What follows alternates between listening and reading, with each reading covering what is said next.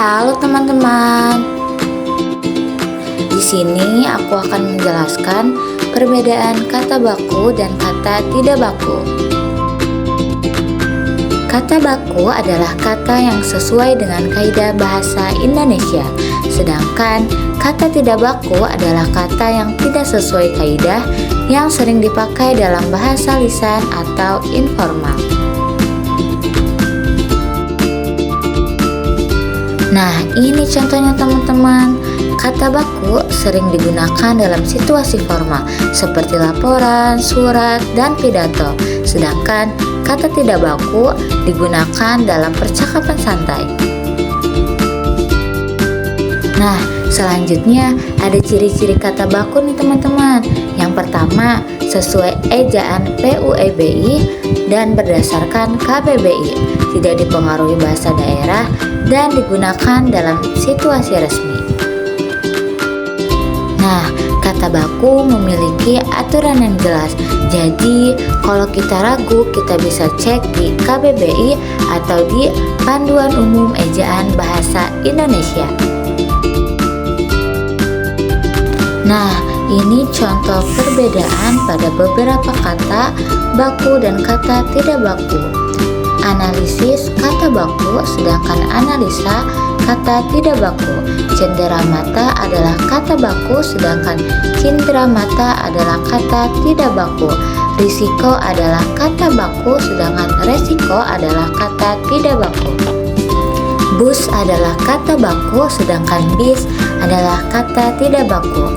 Dan yang terakhir, praktik adalah kata baku, sedangkan praktek adalah kata tidak baku.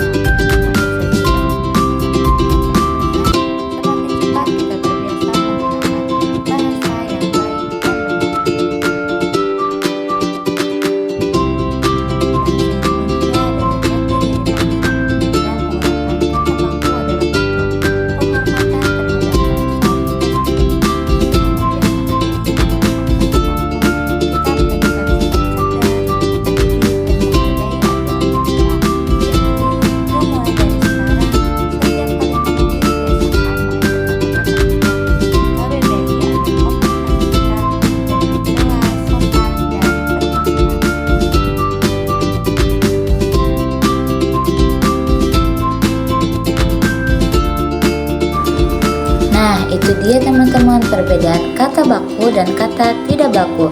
Yuk biasakan menggunakan kata baku dalam setiap tulisan dan percakapan resmi kita.